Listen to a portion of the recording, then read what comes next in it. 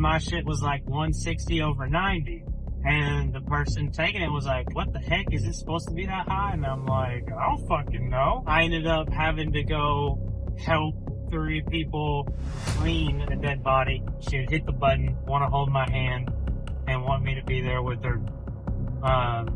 Sorry, I don't want to get emotional talking about this. She's my favorite resident there. I was rocking back and forth in my chair like a tweaker, and then the next thing I know, I'm waking up to my friends shaking me, and yelling in my face.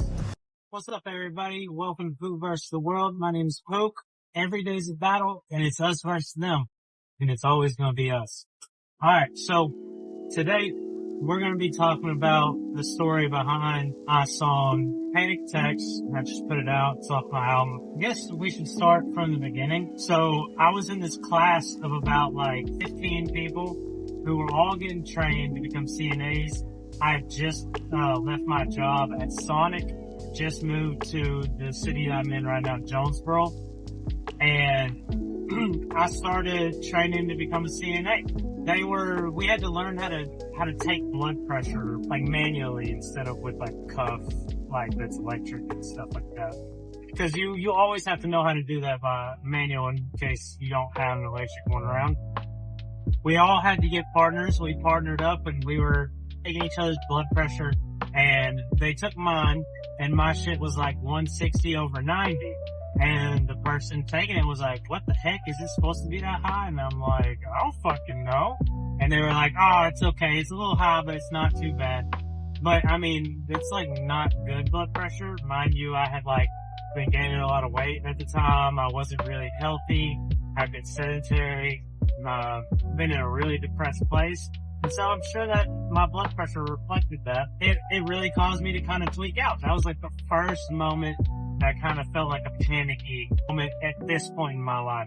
So fast forward to whenever I start working as a CNA. Okay, I finally get my CNA license, and it's not what I expected it to be.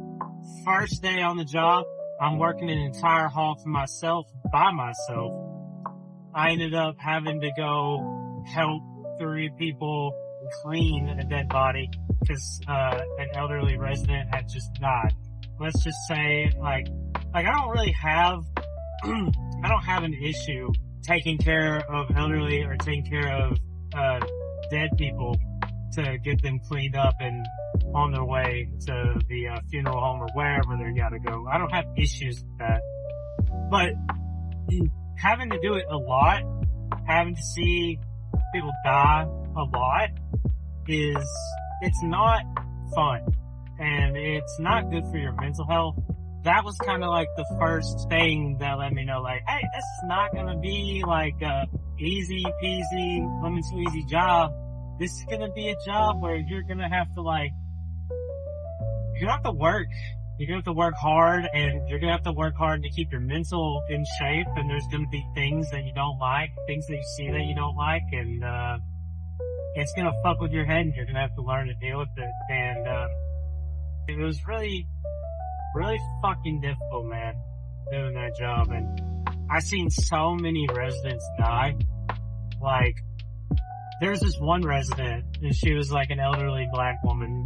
She was so sweet. She had dementia. Every day I'd come in, and she'd hit her bedside assistance button.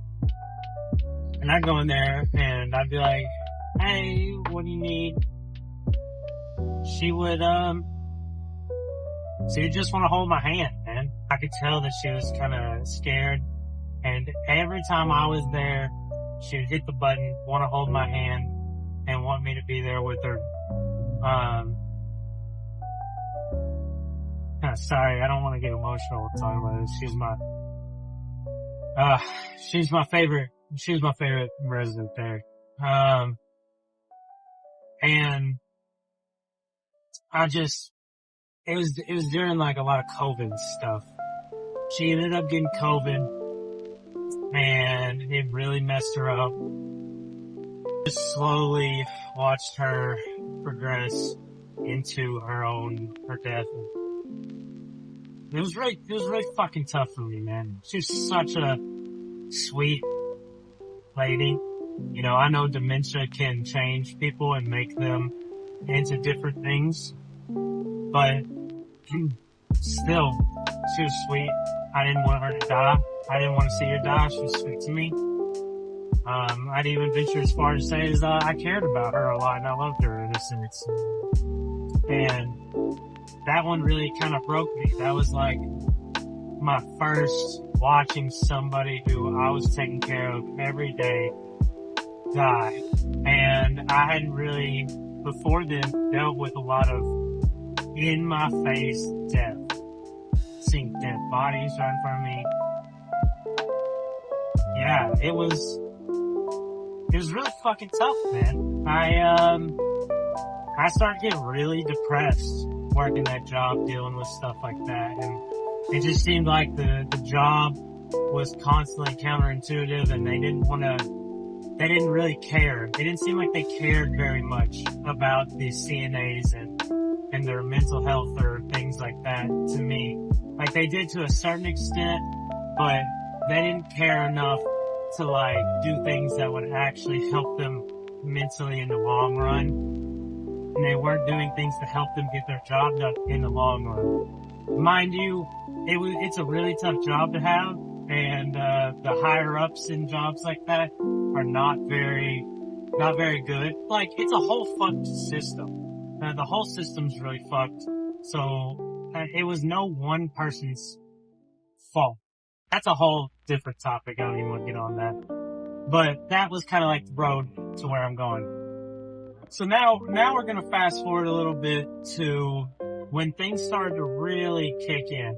I had noticed some of my fellow CNAs, they were on antidepressants and medications for their stuff, and I was having a lot of depressed thoughts and things like that at the time, and just not knowing how to deal with things, and struggling with being addicted to nicotine. And I had only been about a year sober from doing pills, other drugs of the sort, and I was really struggling. I was using nicotine as kind of a crutch. And I eventually ended up going to the doctor, talking with them, and telling them about my struggles, and they said, you know what, we're gonna put you on, I don't remember if it was a low or a moderate dose of Effexor, but they put me on it, and I just remember thinking that the pill looked kind of funny, because it's like this, like, half pink, half clear pill with a bunch of little beads in it. And, I started taking it, and I eventually, like, I noticed at first, like, it was really weird. I really liked it, and I liked it for the wrong reasons. It was like, at the very first, it kind of felt like I was high. Like, it felt like I was taking ecstasy again. I would come into work, and I would just have, like, 30-minute long conversations with my residents, and I would just be ecstatic and excited to talk to these people. I'm a talkative person. I can talk a lot, as you can see, but I'm not like, hey, like, I want to talk to you. Hey, come here, let's talk for 30 minutes about one thing, and just fucking, you know what I'm saying? Like, it was pretty obvious, and it was obvious to the people around me there that I was tweaking. I remember one person said to me, hey man, sometimes, you know, you don't always find the right medication at first. And, you know, he was right, because, one day I was doing real good, and then out of the blue, I just got real, like, tired. Like, super fucking tired. Like, it was like, it was like a drain to walk. Like, I just finished my rounds, and, real tired to walk. I went outside to take a break with everybody. And, I was rocking back and forth in my chair, like a tweaker, and my friends outside had made a comment on it, and I just laughed it off. And then the next thing I know, I'm waking up to my friends shaking me, and yelling in my face. What's up? It's Clint, streaming from Casa de Puc.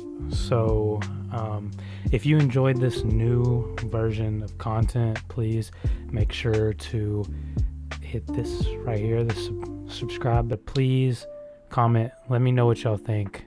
I love y'all. I'll see y'all in the next video. Peace.